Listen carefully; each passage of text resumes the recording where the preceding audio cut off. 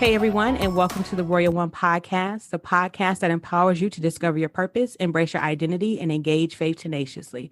I'm your host, Dr. Lysandra Barnes, life coach, Bible teacher, author, speaker, and founder of Royal One Enterprise, women's empowerment company. I am so excited today, you guys. I am happy to be here. I have another special guest with me today. I have my cousin and MSU alum, Minister Cherise Buchanan, with me today. In this episode, we're going to be talking about being over 30 and single. Is God enough?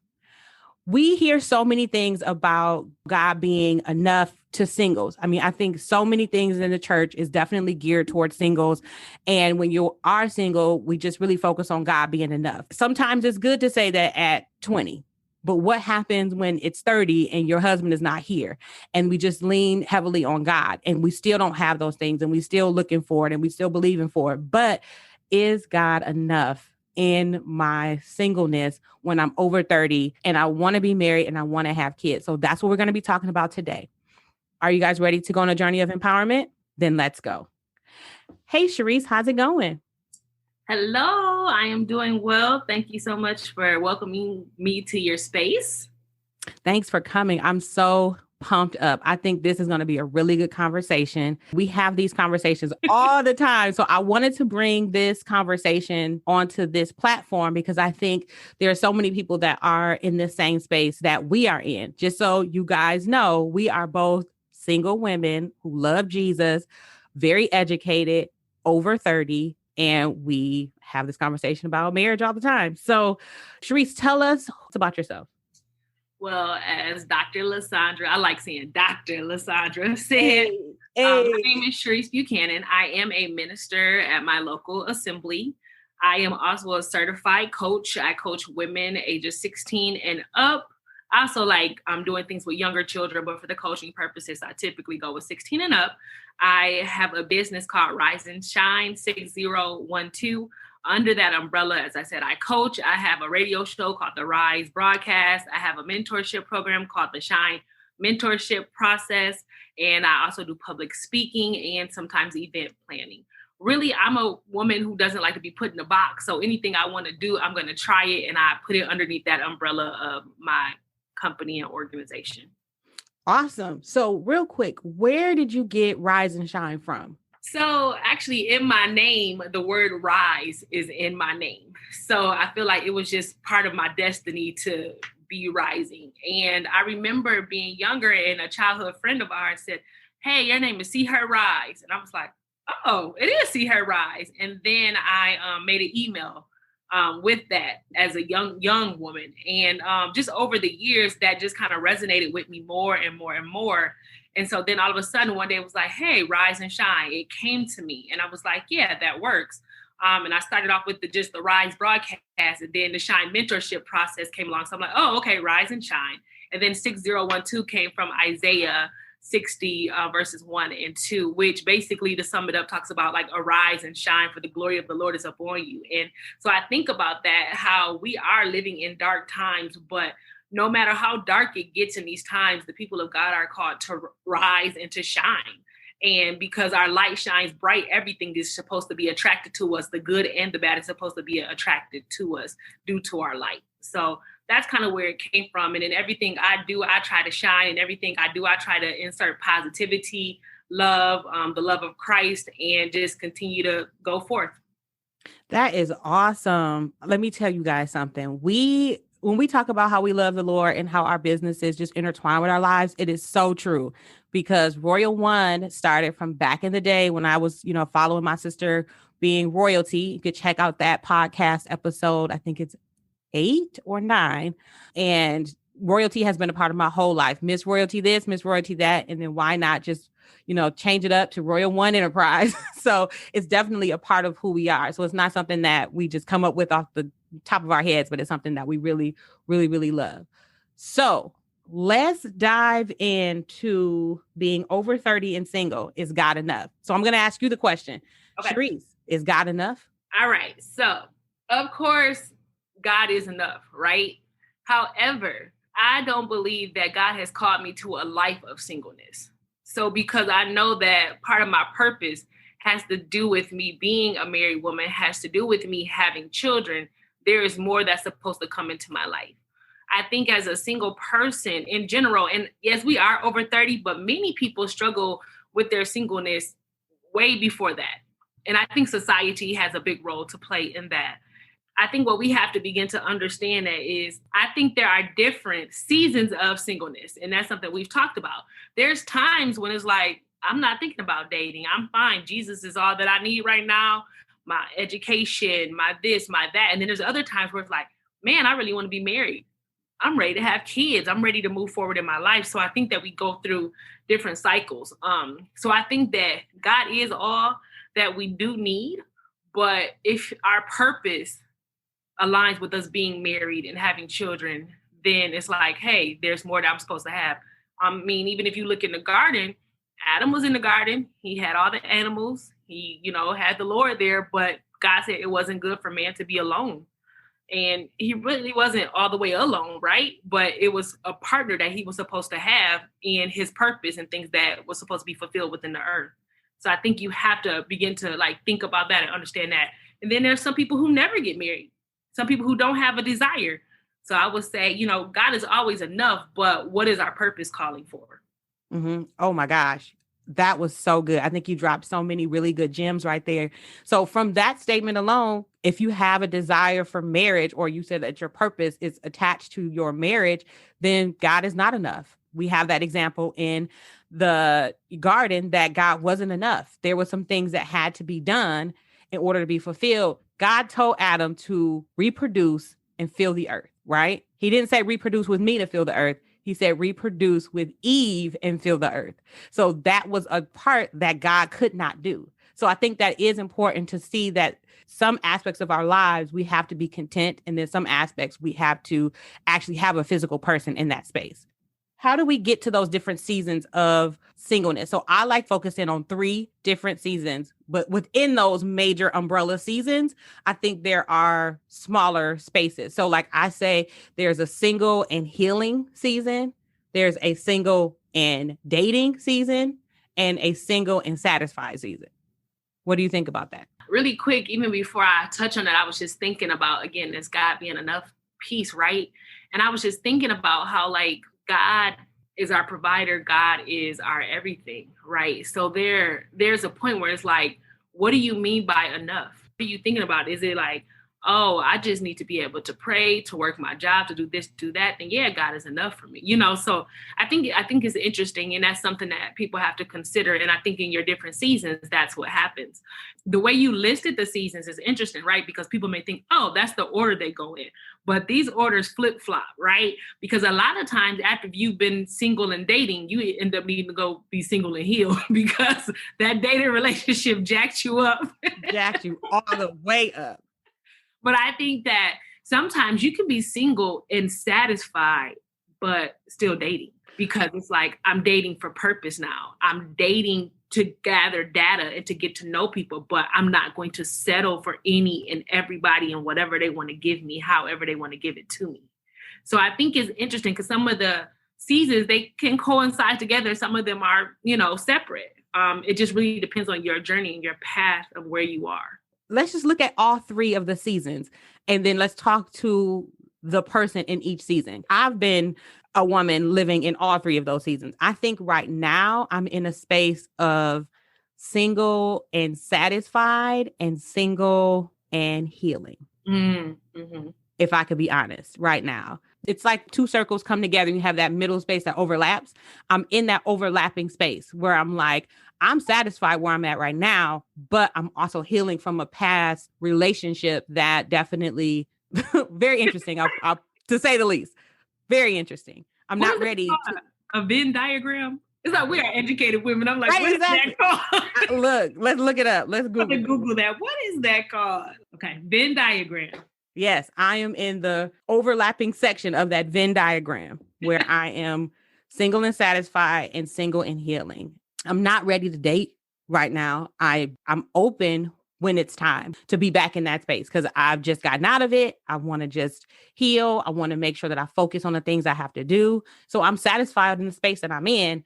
So what would we say to the person that is just getting out of that situation? They are single and healing. Relationship didn't work. Valentine's Day was yesterday.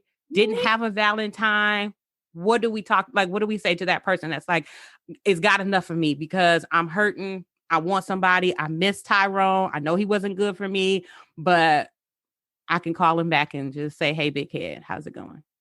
Why we always got to use poor Tyrone? I don't know. I think Erykah Badu set him up. Erykah Badu did that, call Tyrone, and everybody just say Tyrone. For all the good Tyrones out there, don't worry. It's all right. We appreciate you, good Tyrone, but bad Tyrone. Right.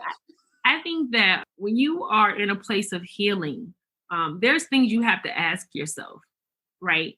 You have to ask yourself, how did I get here? And really reflect on that, right?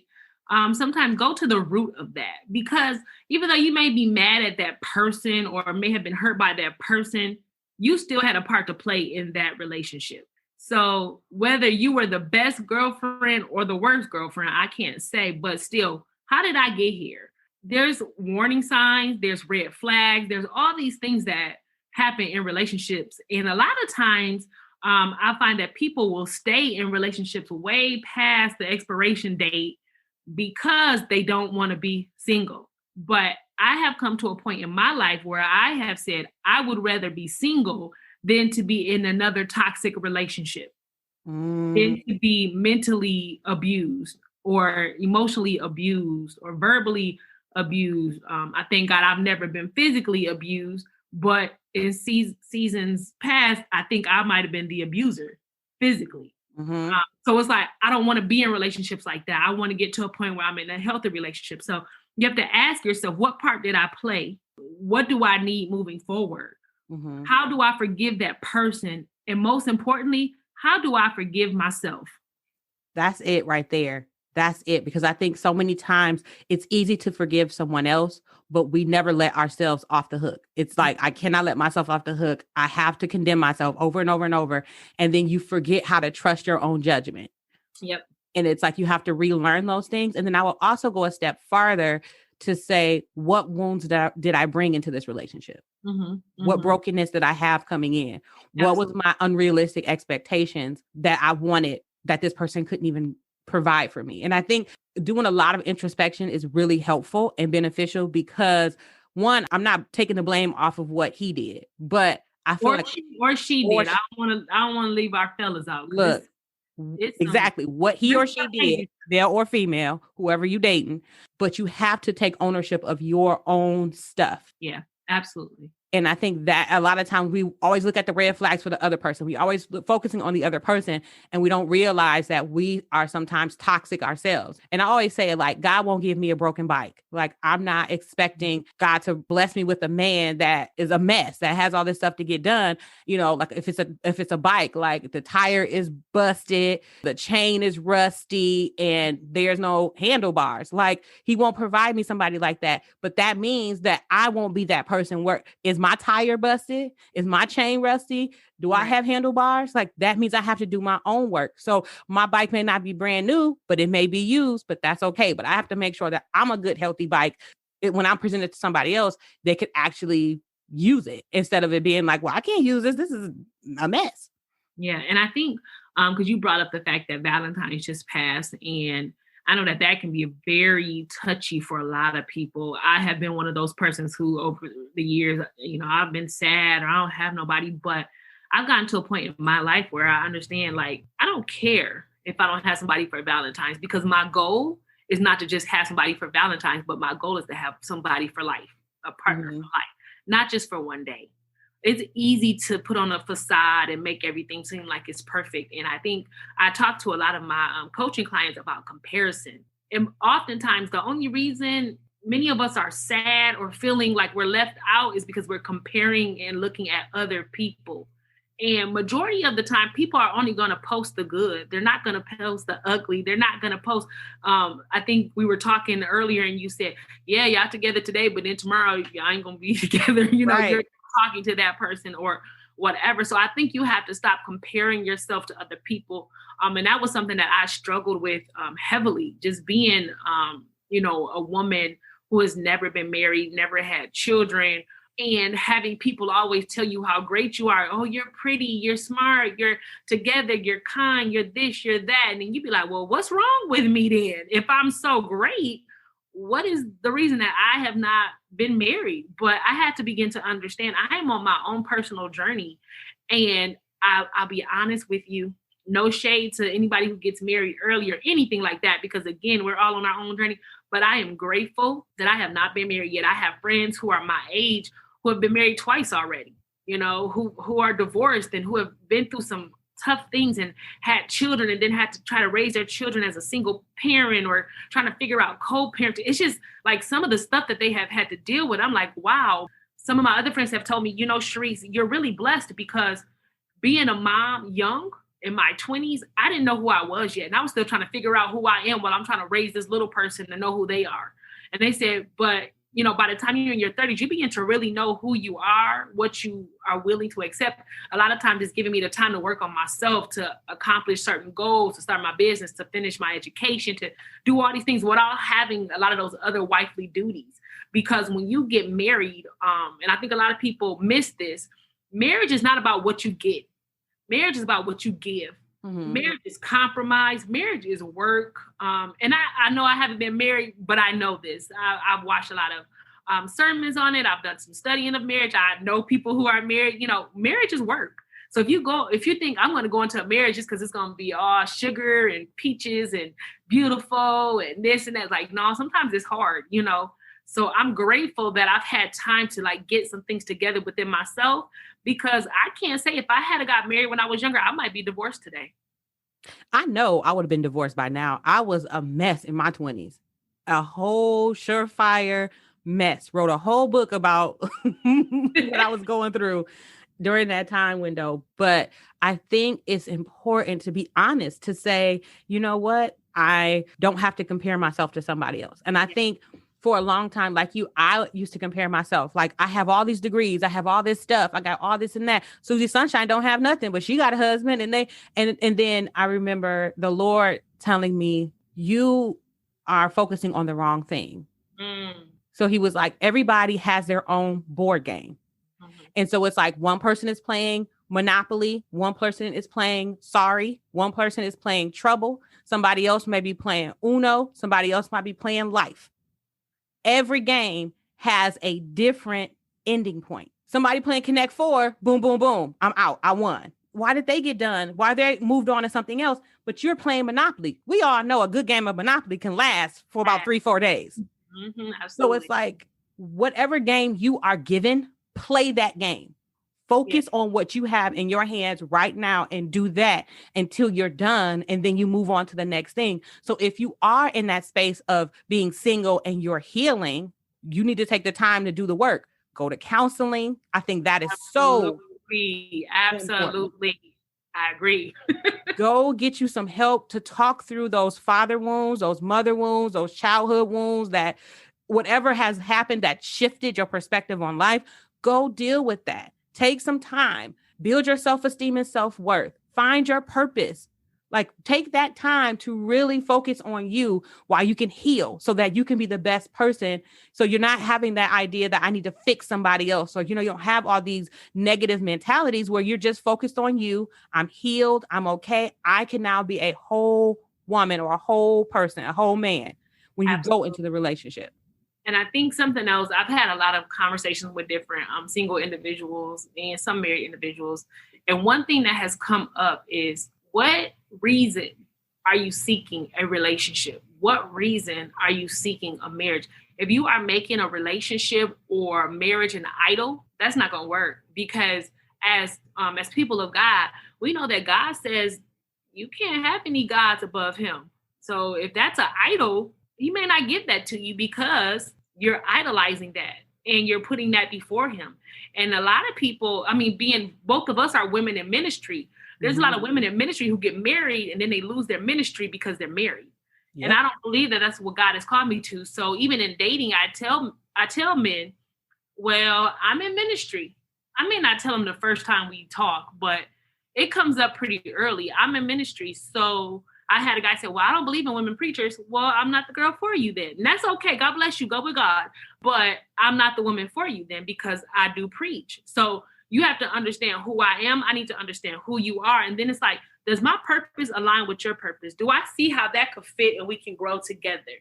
These are things that you should be thinking about, as you're looking towards marriage, is why did God even create marriage? Mm-hmm.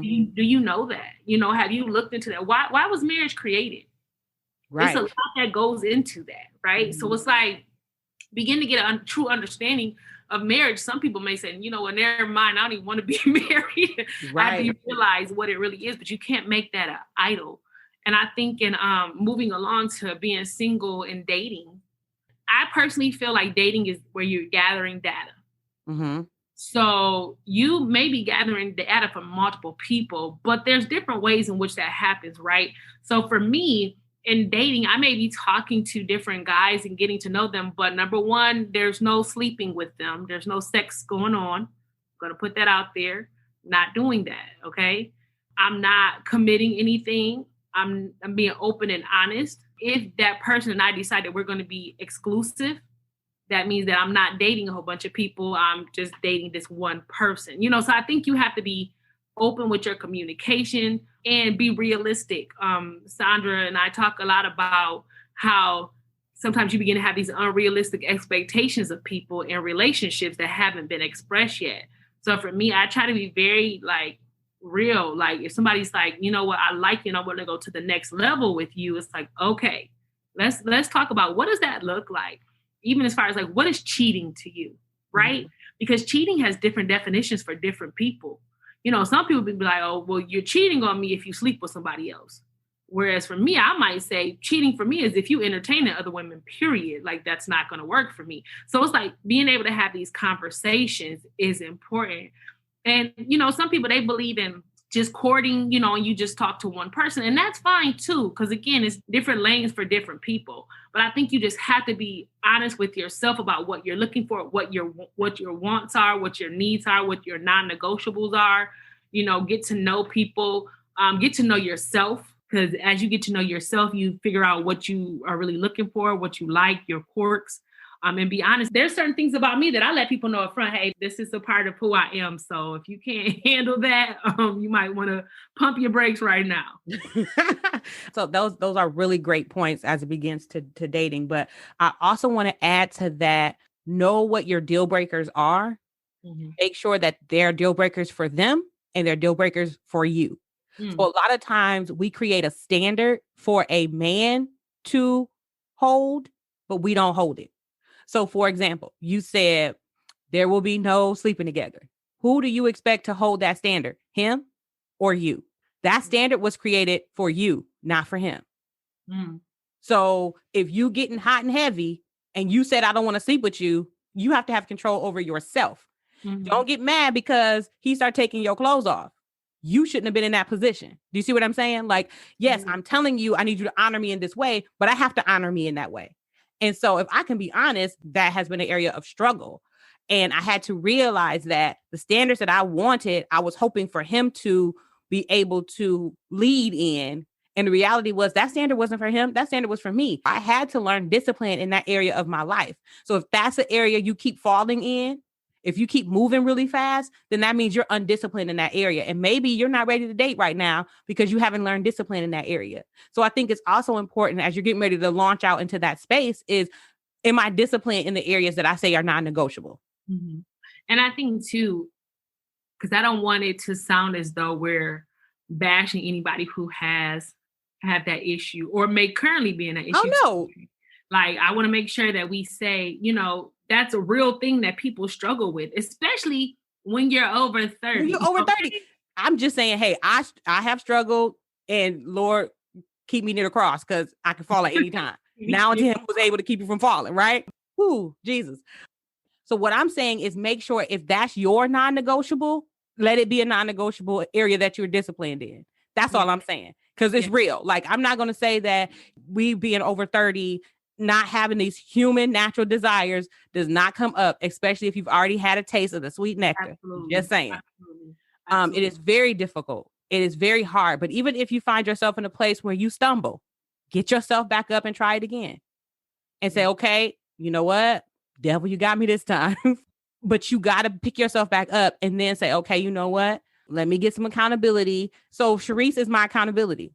Because I will hold somebody accountable to Let me tell you something. Text messages, phone calls, everything. Now, there has been times when I've been successful. There have been times when I haven't been so successful. But you need that accountability person that you can be honest with to say, hey, this happened. I got to figure this out. And then it's like, let's come up with a plan. Not only to just stay in it, but some people stay in it and you can figure it out. But sometimes it's like, okay, when the relationship runs its course, that's when you take your time to say, what do I do differently? Mm-hmm. How do I fix that? And that's a place to say, okay, Lord, I'm undisciplined in this area. And that's all right to say, okay, I am undisciplined in this area. Where did this come from? Maybe I need to go back to that single and healing box, just to figure out, maybe is this a wound that opened up early? Maybe, I just have never figured out my worth. So I attach my worth to sex to feel like I'll get love in this area. If I give myself, you'll give me love. Okay, well, let me change my perspective on that. So these are natural feelings that we have. Yeah. But we got to understand the motive behind how we're using them. And let me also say, don't pray, Lord, please take this desire and these feelings away from me, because at some point you're going to need them when you are married. Okay. But I think it's like, we have to all learn our boundaries. And it's like, maybe I can't be alone with the opposite sex. Maybe when we date, we need to date before 7 p.m. out in public. Maybe we need to go on group dates. Maybe we need to do this or that because we can't handle that. And be honest, right? I watched the show Bridgerton, and I was watching, I thought it was so interesting. I don't know how many of you listeners have watched it. There is some risque stuff in there, but one of the things that really struck me was for their young ladies specifically, when they were coming of age to be able to be married, they had suitors and people come to court them basically and to try to win their affection. But those young ladies were kept close to somebody to hold them accountable, somebody to keep them safe. They had an older brother, father, mother, sister. Somebody was with them so that they were never alone. They were not supposed to be alone with men so that they could end up being taken advantage of or end up getting in compromising positions. And I thought about that, like, how do we do that in today's time? How do I keep my nieces and nephews safe, as they're getting a little older and being exposed to things? How do I keep myself accountable? It was just interesting to see that, because I'm like, well, number one, God definitely, I would say, always makes a way of escape. A lot of times there is a way of escape when you are in those compromising positions, but it's a matter of, are you going to take that way of escape or not? Because sometimes you be in the moment and things will happen. The phone will ring. Somebody will knock on the door. All kind of things could happen, but do you take that way of escape or not? So I think you have to be real about what you can handle and what you can't handle. And also realize that with everything that we do in dating, every relationship that we tie ourselves to someone, every time you have sex, there's a tie that happens, there's consequences for the things that are actions. There's things that's going to come. It could be sadness. It could be a baby for some. It could be a sexually transmitted disease. It could be a lot of things. So I think we have to be honest with ourselves about what we can handle, but also be ready, because if you do certain actions, there are consequences that come along with it. It is what it is. If I eat a whole cake every day, consequences that come along. 35 pounds on that stomach.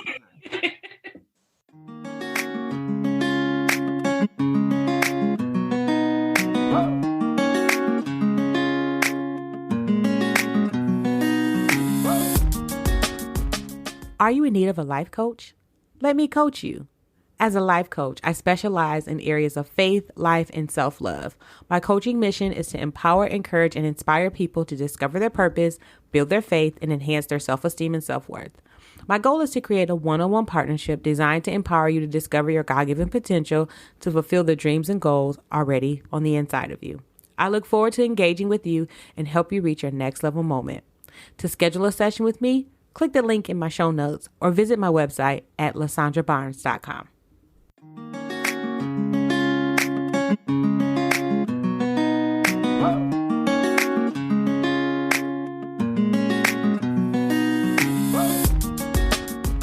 Welcome back to the show. Let's jump back into the conversation with Cherise.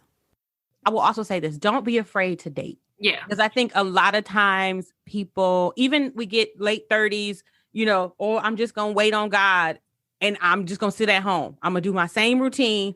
I'm going to go to work. I mean, now we're in COVID. So what do? Stay at home all day by yourself. You don't reach out to nobody. You don't do anything. So you don't even go nowhere. So it's kind of like, how would you ever be seen? Yeah.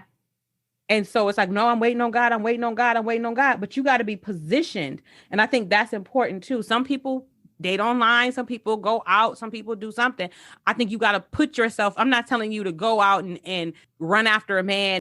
I'm saying you need to position yourself to be seen. However you want to do that, you got to be seen. They're not going to knock on your door. And I agree with that. I will say, because I have recently, within the last year, started dating. And I have gone through an extensive time of not dating.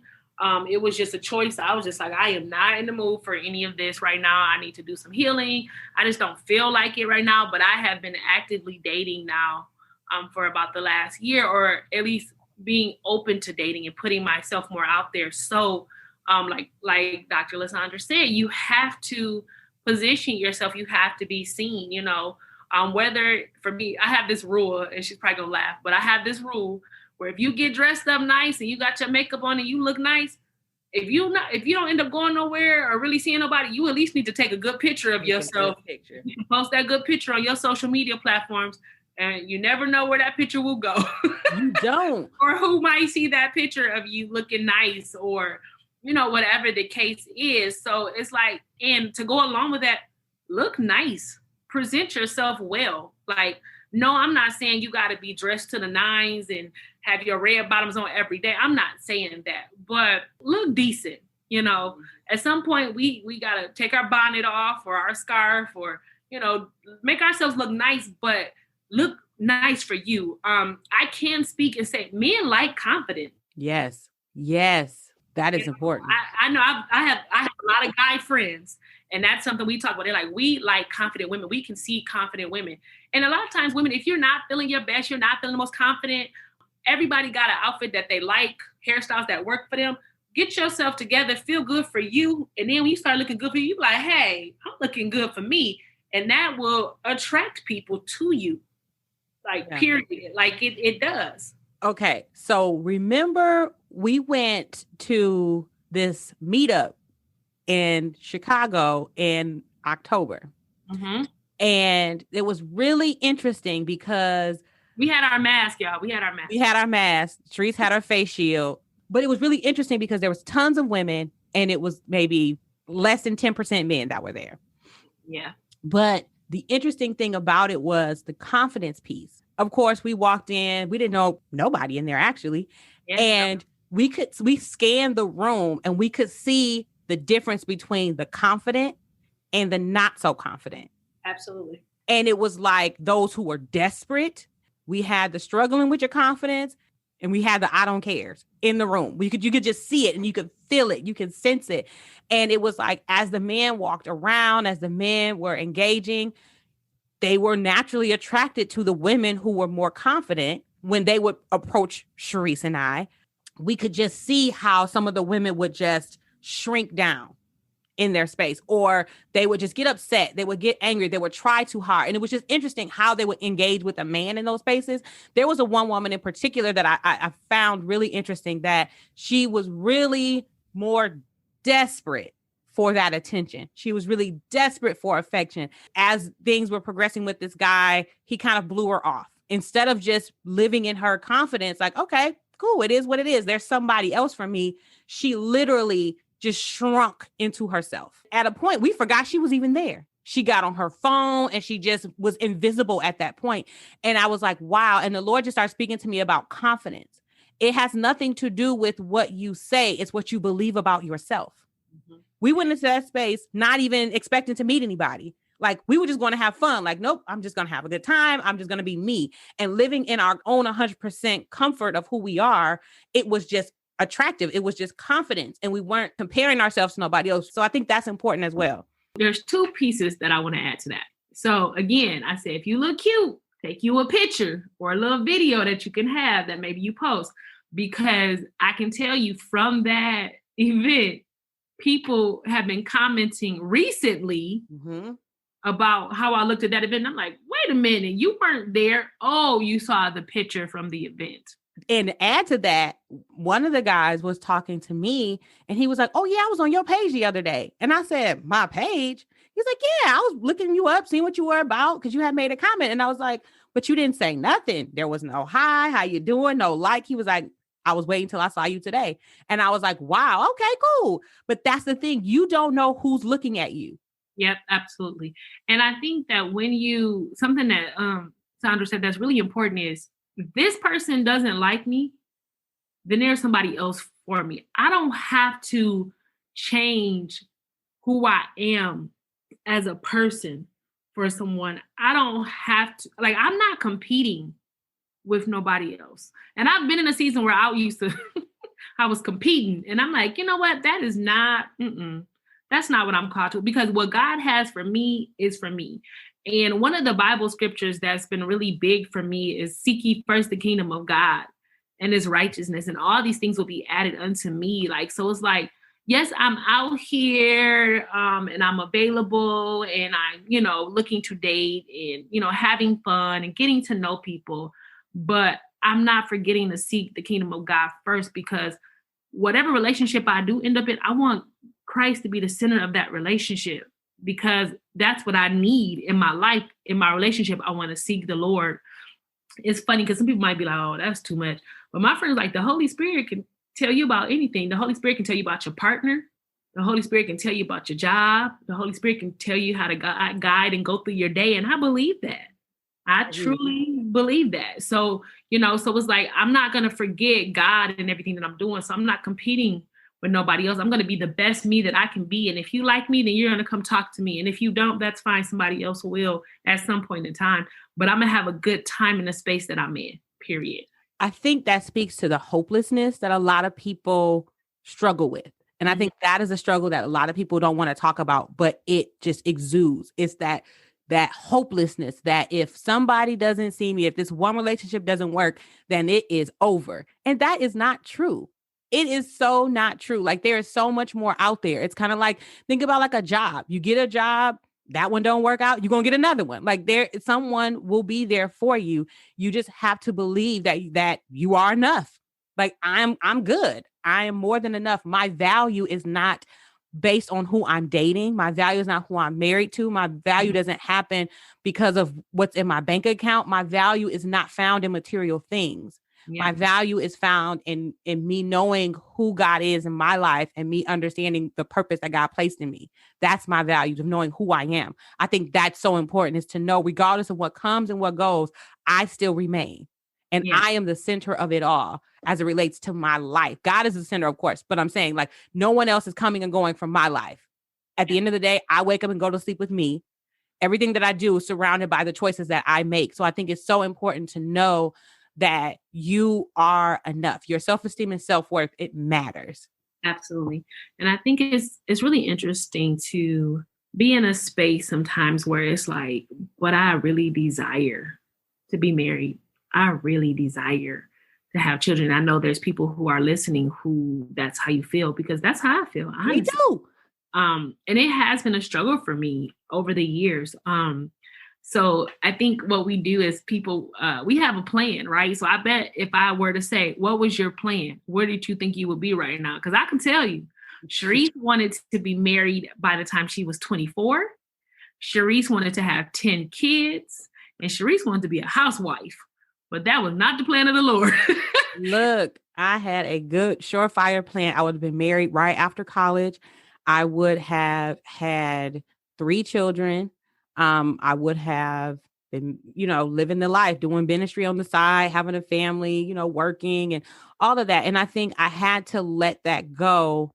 What we have to understand with that is the person I am today rise and shine, my mentoring, my radio, a lot of things that I've accomplished, I honestly would not have been who I am today if I would have got married at 24. I agree. I would not be the person that I am now had I jumped into that, because I think I was looking for validation in those at that time. I Mm-hmm. was trying to, for me, as most people know my story, I was trying to prove to an abuser that I wasn't damaged goods, that I could be married, that I could have those things. And I'm like, I don't want to be married to prove somebody else wrong. I want to be married because I've done everything on my to-do list. And then Absolutely. that's the next thing I need to focus on. And so I realized that I wasn't ready then. I said this, I think, in the last podcast, that the Lord said to me as I was driving to work, like, Lord, why am I not married? This is ridiculous. Susie Sunshine married. What's his name? Just got his life together and got married. And he was like, I supply all of your needs. Mm. Everything that you need, I give it to you. And if you don't need it, you don't have it. So at this point in your life, you don't need a husband. I'll give you one when you need it. But right now, I need you to write this book. I need you to do, X, Y, and Z on this to-do list. Finish the things I'm asking you to do. And then you will go into a season when that's your next, responsibility. But right now, there's other things that you have to do for yourself. And I'm learning so much more about myself. Like, oh, okay, go to school, build my business, focus on getting my confidence together, taking care of my body. Like, there are certain things that your insecurities will be magnified in that relationship. So if I'm still struggling over here, I'm going to go into this relationship and I'm not going to be ready. And I'm going to be worrying about, because now I have kids, now my responsibilities shift, and I'm going to be worrying about the things I've always wanted to do. And then I feel like I lost myself and I don't know how to balance it. And it's like, right now you need to find yourself and do these other things that you want to do. And when it's time to focus on being a mother and a wife, you will be a mother and a wife. And I'm like, Lord, you gave me that desire. I'm still believing for it. But right now I have other babies to birth, like my business, my books, and I think it's okay. It's okay to be married a little later in life. I think it's okay to actually be healed. If I'm saying I want a godly marriage, I think I should be healed to be a good example.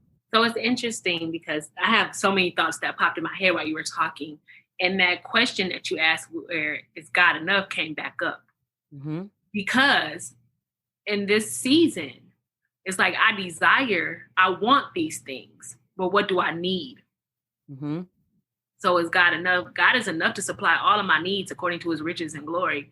Like, he's enough. He can supply all of my needs. But my wants, it's like that sometimes has to come after you have some things that you finish first. And I actually had a prophetic dream about that many years ago. I think that we just have to understand too that marriage, okay, so this was a tough thing for me. Marriage is not a reward for good behavior. I think that's something that needs to be talked about more in the church, because oftentimes in the church, people speak about marriage as though it's a reward. Yep. Like, you've done the work, you've done good. So yay, now you get a wife. Yay, now you get a husband. You paid your tithes. Here you go. Right. Now you have people like me who, I'll just be real with you guys. Like, I've been in top leadership of my church for years. I pay my tithes. I've tried to live a good life. Do I make mistakes and fall? Absolutely. But overall, I live a pretty good life. I give to the less fortunate. I pray. I sacrifice. I take 1 a.m. calls where people are crying and upset. I take on tasks and events and this and that. And I do this and do that.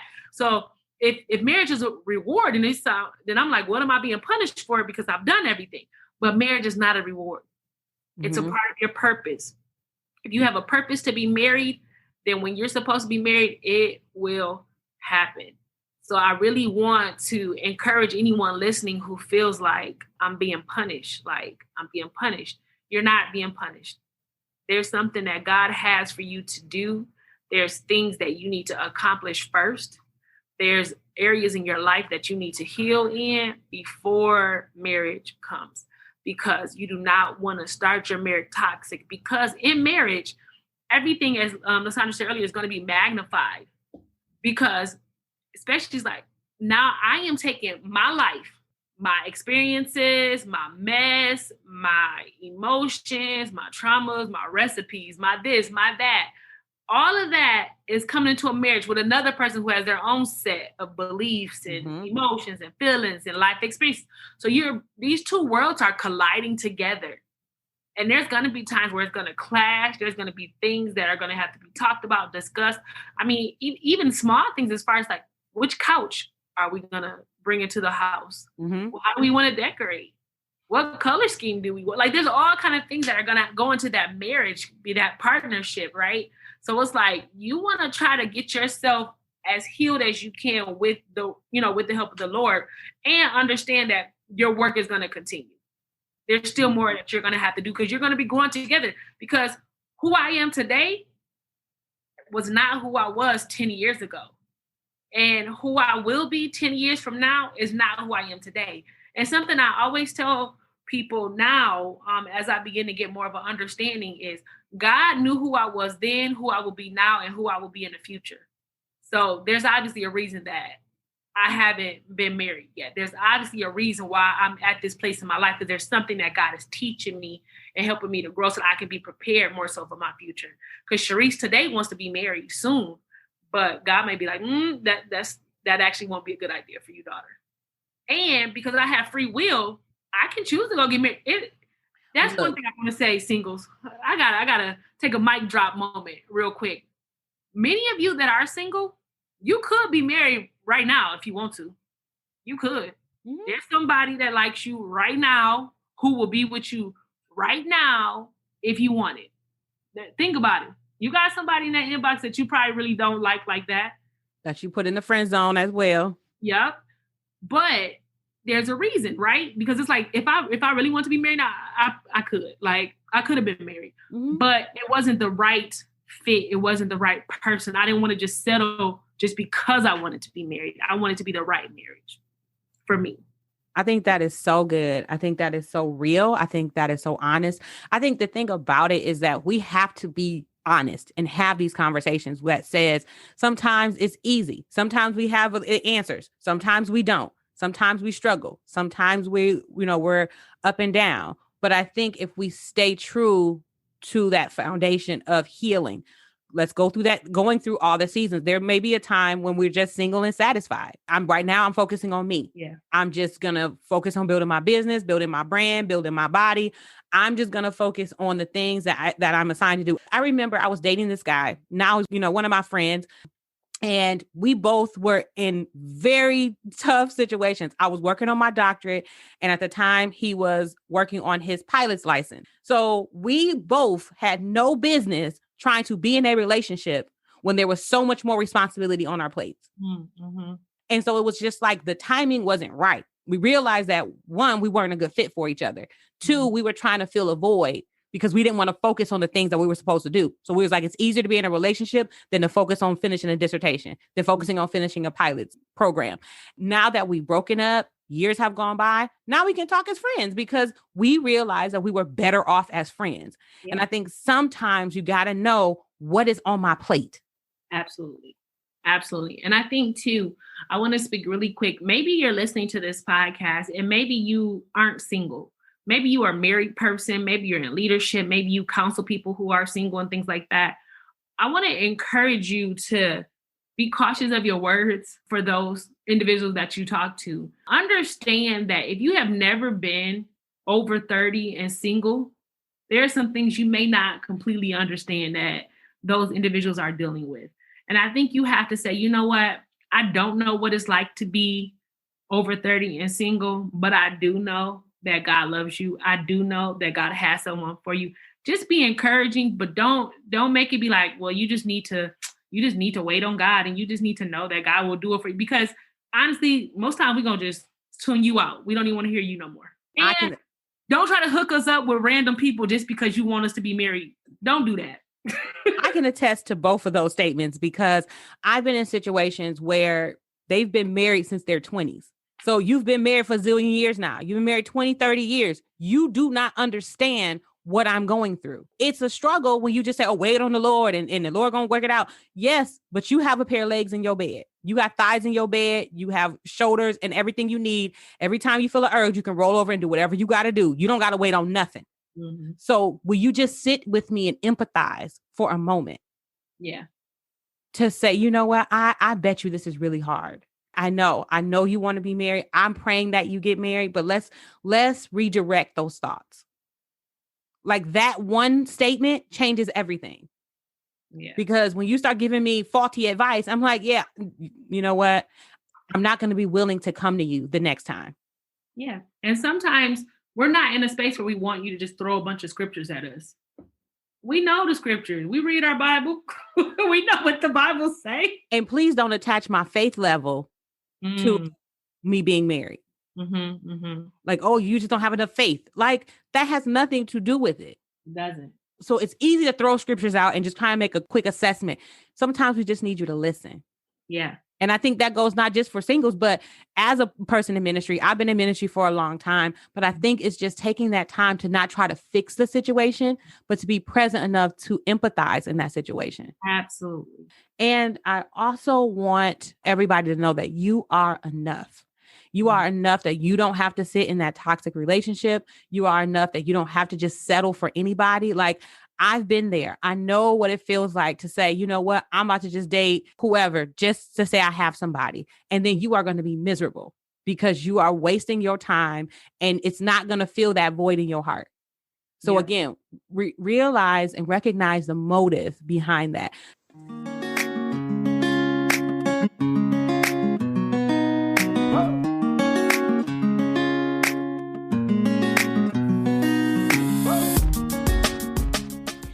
You are cordially invited to join the Royal One Book Club. It meets every Saturday at 3 p.m. Eastern Standard Time via Zoom.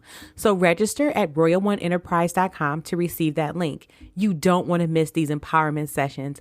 The book we are currently discussing is Rejected to Accept It.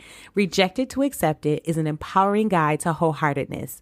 This book explores the personal triumphs and struggles I faced while embarking on my self-discovery journey after experiencing fatherlessness, domestic violence, and a series of failed and unhealthy relationships. More than a memoir, Rejected to Accept It empowers the reader to overcome the crippling effects of rejection and domestic violence. You learn how to love yourself and others the way God intended and create healthy patterns for future relationships. This book provides hope and inspiration. Maybe you have personal experiences that left you heartbroken or questioning your worth. Rejected to Accept It will encourage you to allow Jesus to repair the shattered pieces of your heart with the glue of his love. Rejected to Accept It is available on Amazon and BarnesandNoble.com in both paperback and ebook formats.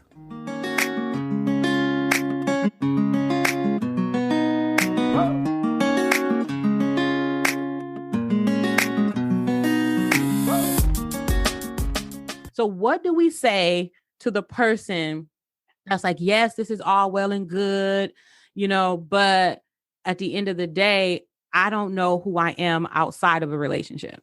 Ooh, just had to pause for the cause. Hold on. For that person, I would say, if you don't know who you are outside of a relationship, you need some time to not be in a relationship.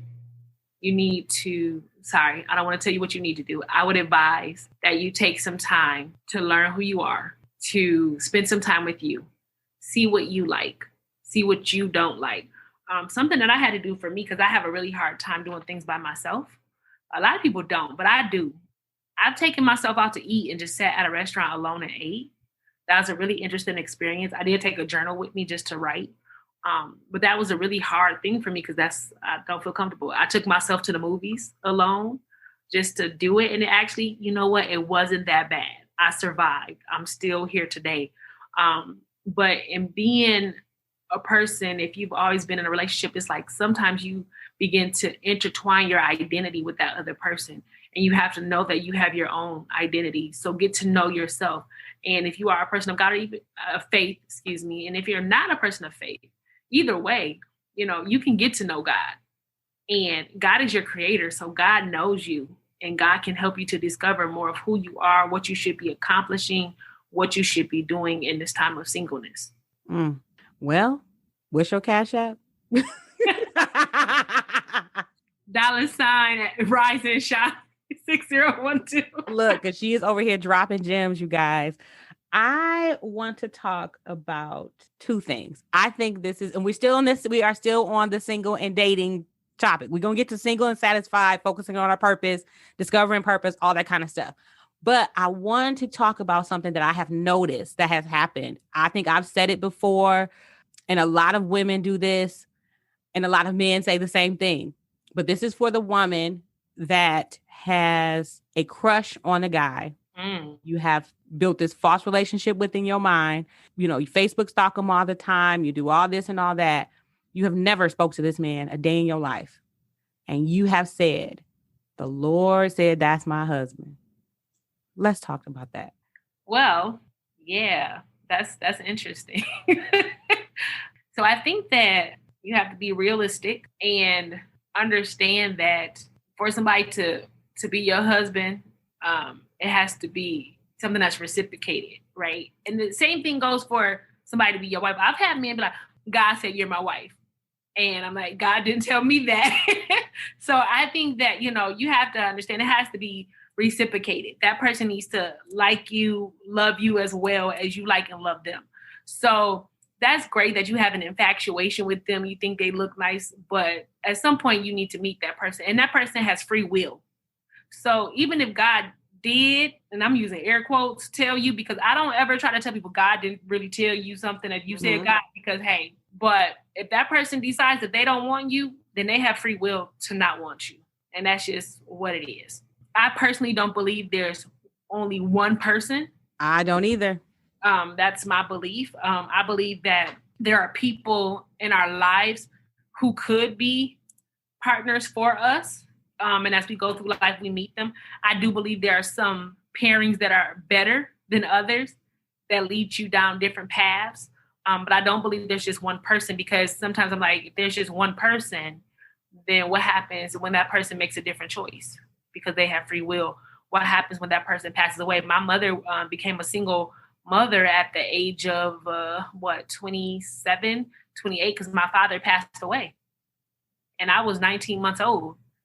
Did she get married again? She absolutely did, at some point in her life. So I don't think there's just one person, but I do think there's some matches that are better fit than others. And I think that God can help us through that process of figuring out who's the best match. But ultimately, we have free will, and God is not going to override our free will.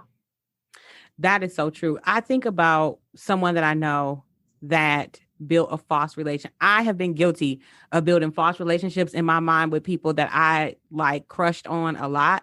And in my mind, we was together. In my mind, it would be perfect. I just need you to tell me I'm the one for you because I got everything that you're looking for. And then the bombshell came when you saw that they were, that picture went up with them and their girlfriend. Or you find out that they want somebody else and you feel crushed. Like, oh, wait a minute. And then, you go into this spiral. But I think it's important to not create that false relationship. Yeah. You can like someone, but the moment you're doing too much, you can position yourself to be found. If I think you're attractive, personally, I don't think there's nothing wrong with a woman shooting her shot. But I think the way you shoot your shot matters. I agree with you. The way you shoot your shot is important. I don't shoot my shot that often. I don't either, but I don't think there's nothing wrong with it. Hello. Right. You can position yourself to be seen. Hey, how's it going? And then let them pursue you. You don't just start the whole thing and take off running. But I think that a lot of times we create this false relationship in our mind with this person we've never talked to. And then the moment talk to them, the Lord told me you was my husband. Yep. That's surefire way. You are mental. Surefire rejection. Because I'm going to tell you right now, if some random man that I really never even paid no attention to, but he done Facebook stalked me, so he thinks he knows all about my life and who I am, and he comes to me like, God, said you my wife. Sir, who are you? Devil, you a lie. I don't know you. I don't know your character. I don't even know if I'm attracted to you. I don't know your personality, because looks fade, okay? And people, when you first meet somebody, you meet their representative. Yeah.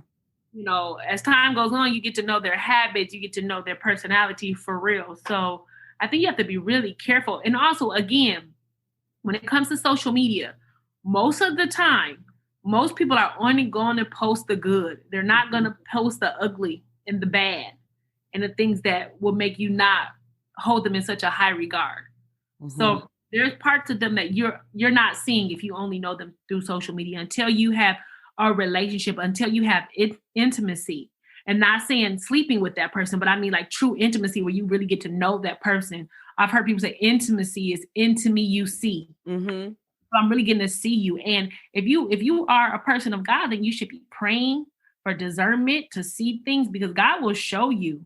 And the Lord will give you a surefire plan. If you have a relationship with God and you at the beginning put the relationship before him, Lord, I'm just start talking to Timothy. What do you think about this? How do I navigate this space? Because at the end of the day, you are still his hands and feet in that relationship. So how do I navigate this space? And the Lord gives me a surefire plan. Now, there's been times when I didn't follow the plan. And the second I start deviating off of the plan that he gave me, he tries to redirect me. And I'm like, okay, there's a reason why he's telling you to do it a certain way. There's a reason why when God says, hey, I want you to live a certain way, it's because I'm trying to protect you from something. And a lot of times we think we can do it on our own, but then we end up falling and hurting ourselves. And then we need to step back. Heed the warning. Take the time, because if you don't, the enemy is there to steal, kill, and destroy. Stop him at the steal. Don't even let him in. So should I entertain somebody that's unequally yoked to me? That's interesting because people grow in their faith just like we grow in their faith. And I think that's an individual decision. You have to decide. So for me, being a woman in ministry, I talk to men who may not be as active or into church as I am, but I'm not about to date somebody who's selling drugs and is a criminal and who is not open to getting to know the Lord and who is not willing to do certain things to match my lifestyle, because that's my lifestyle and that's who I am. I'm also not here to be their teacher. Mm-hmm. I can tell you some scriptures here and there and we can have conversations. I don't want to become your pastor if I'm maybe going to be your girlfriend and then wife or something. Like, I don't want that relationship for me. Mm-hmm. Because I don't want you to idolize me in that way. I don't want to be your only connection to God. I want you to know God for yourself.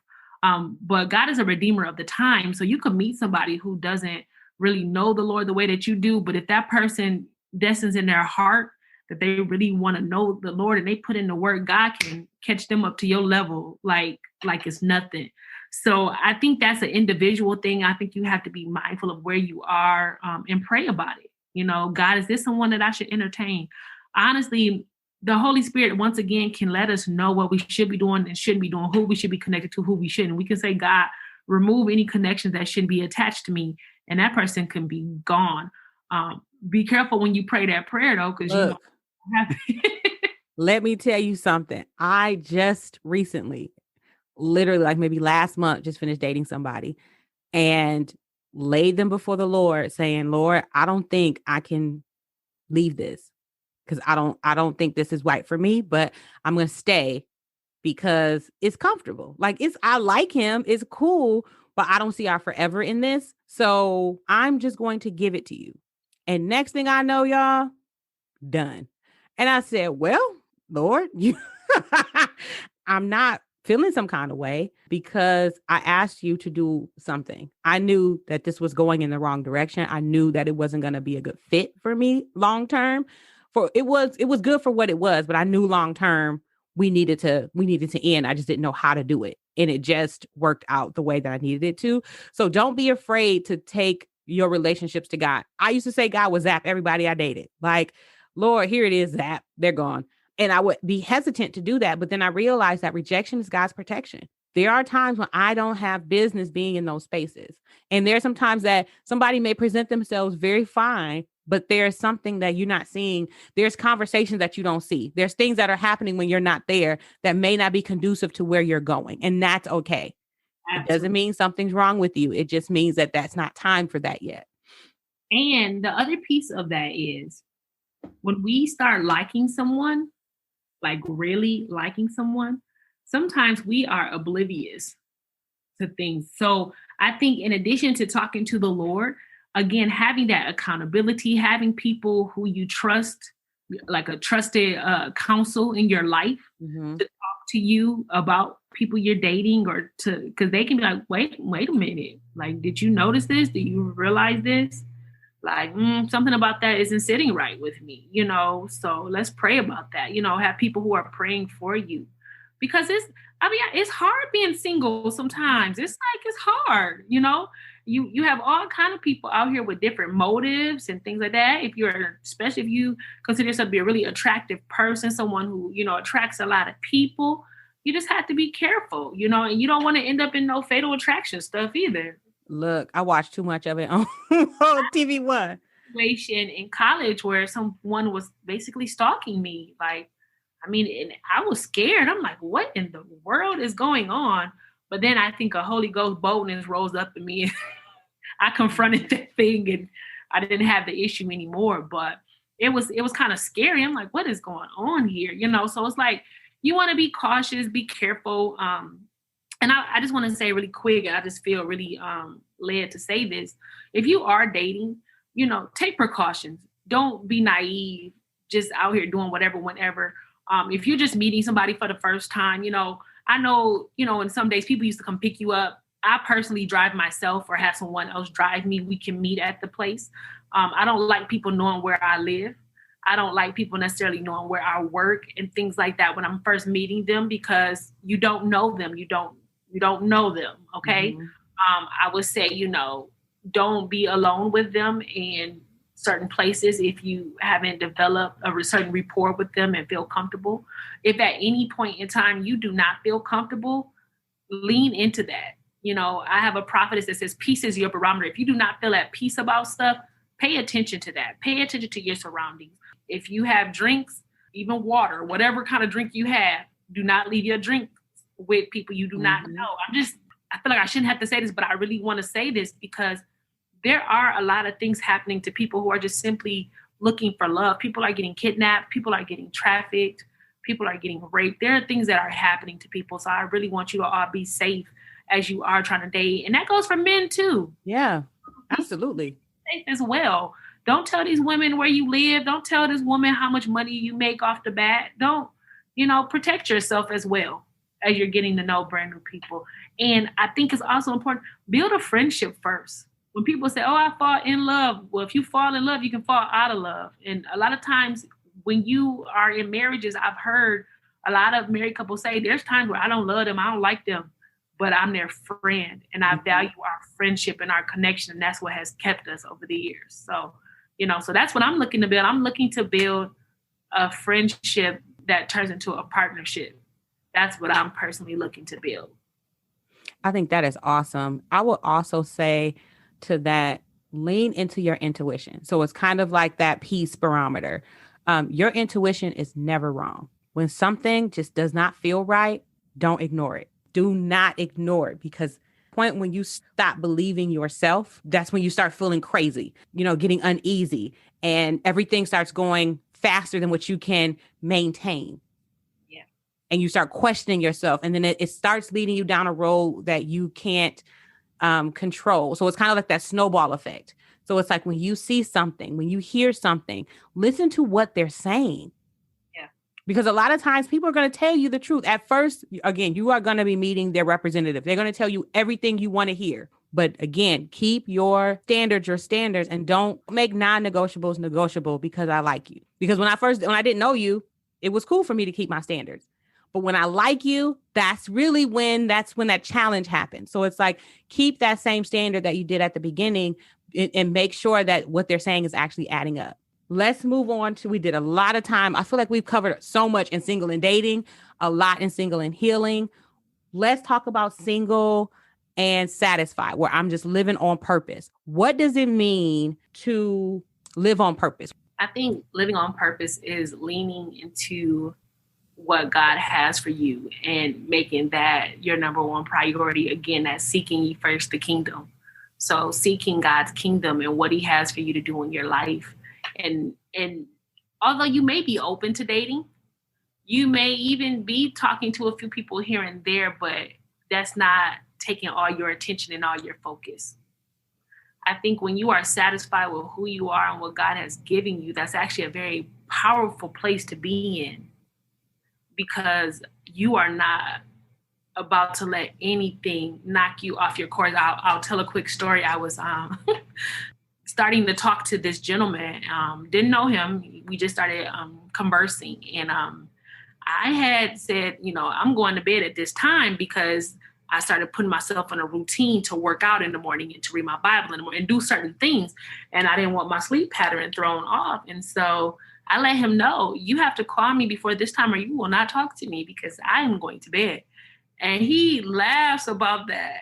And he was like, wow, like you were not playing. But I was like, you know what? I am focused and I am not allowing anything or anybody to come and take my focus. I'm focused on what God has me doing. I'm focused on my health. I'm focused on my own journey and myself. Now getting to know you, that may be pleasant for me, but it's not going to deter me from where I'm going right now. Make the conscious choice to fulfill the goals in your life. Mm-hmm.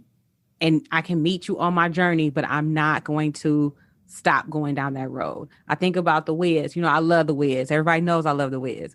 You have been given a responsibility to ease on down that road. Don't carry nothing that might be a load. Stay focused on what you're supposed to do. So the call was to stay on that road. It will get you to the Wiz, and the Wiz should get you home. Everywhere that Dorothy needed to go, it was on that road. She ran into the Scarecrow because she was looking for the yellow brick road, but couldn't find it. And she was like, okay, I'm about to take a cab. And every time she saw a cab, that wasn't the way. It said out of order. Because a lot of times we want to take the quick way. Like, oh, I'm not going to walk. What do you mean walk? That's too long. I'm going to take this cab and get there quicker. And it's like out of order. So now I'm trying to do something that's out of order instead of taking the long road. So taking that long road, you learn about yourself. You learn how to be confident. You learn how to love. You learn how to believe in yourself. And you see so many new things that you would have never experienced had you took the quick route. Even when she got to the Wiz, there was another additional assignment that she had to go and find Eveline. So she found Eveline, and that is where it all happened. It came to a point where Eveline was like, give me the shoes. She said no. So then she started messing with her confidence, with the Scarecrow, the Tin Man, the Lion, everything that she loved, everything that she needed. She was like, okay, I'm got to tear it up. And they kept saying, don't give up the shoes. Don't give up on what you are supposed to hold on to. Don't give it away. And then she said, what about your dog? Now, the dog is the one thing that she loves. She said, okay, fine. I will give you my shoes if you save my dog. She said, okay, cool. She sits on a table, and then the Scarecrow gave her the look, and she looked up, and then she jumped on the table and pulled down the fire alarm, and it starts raining, and that's what kills her. The thing about it was that she kept hold of her truth, and she realized she had a way of escape. From instead of giving up her stuff, she found a way of escape. And I think it's so important that when we get to a space, we're living right, we finally meet somebody, and now it's the time for us. Do we give up our standards or no? You take that way of escape and you hold on to your standard, and then you get more confidence so that when you go back to the Wiz and you realize everything that I needed was inside of me the whole time, that now all I have to do is believe in myself, and the thing that I've wanted, I'm going to have. So I said all that to say that a lot of times we get on a road of life and we want to be married. So we take the quick route, but that option is not available. So we have to go through the longer route. We're over 30. We're not married. Is God enough? Yes, he's enough. He will supply all of our needs. He will make ways of escape. He will show us the things that we need to know about ourselves. And when we get to the point when it's time for us to get married, it will all work out. So I think it's so important to go through the journey, go through being single and satisfied, go through single and dating. Maybe you get single and you're healing, whatever phase you are in life, take the time and learn the lessons and appreciate the season that you are in. Yes. The last thing I really want to just say is find a way to appreciate the season you are in. Learn what you are supposed to learn during the season, and know that soon the season will change. It doesn't stay winter forever. It doesn't stay summer forever. It doesn't stay fall or spring forever. Seasons change, especially here in Michigan. Seasons change, and there's things that you learn in each season, and you are not alone in how you may be feeling. Speak to God, pray, get friends who can help hold you accountable. Do the work that you need to do to help yourself grow in whatever season, whether that's counseling, reading a book, whatever it is that you need to do. Always focus on yourself always stay true to who you are and who God has called you to be. Never lose yourself in any of this, the healing season, the dating season, or the satisfied season. Don't ever lose yourself and who God is calling you to be in all of those seasons. Because ultimately, when you do find that person that you're supposed to be with, it's going to be for a purpose and a reason. And it will happen when it's just supposed to happen. We all are on different journeys at different times. Don't compare yourself. Just be yourself and trust God and trust the process. Well, there you have it, guys. I feel like that is signed, sealed, and delivered with a bow. So, Cherise, how can we follow you online? So I have a Facebook page, Rise and Shine. So it's actually the word rise and then the and symbol and then shine 6012. You can follow me there on Facebook. I do also have an Instagram page. It is C_her, HER_rise. You can follow me there as well. You can also email me at riseandshine6012@gmail.com. That is spelled out again, rise and shine 6012@gmail.com. If you're interested in coaching or just getting to know more about what I'm doing. I do also have a radio show that plays every Thursday at 5 p.m. Eastern Standard Time in Battle Creek, Michigan, Jackson, Michigan, and Albion, Michigan. If you are interested in listening and you're not in any of those areas, you can go to firstpen.org and you can listen live, or you can download TuneIn Radio, and it's WFPM Radio. And if you have any questions, feel free to email me. I'll be happy to send you the information and the link. And again, really quick, I just want to say thank you again for allowing me this time on the show. It's a great talking to you as always. And I hope that the words that we have said today have blessed and helped someone.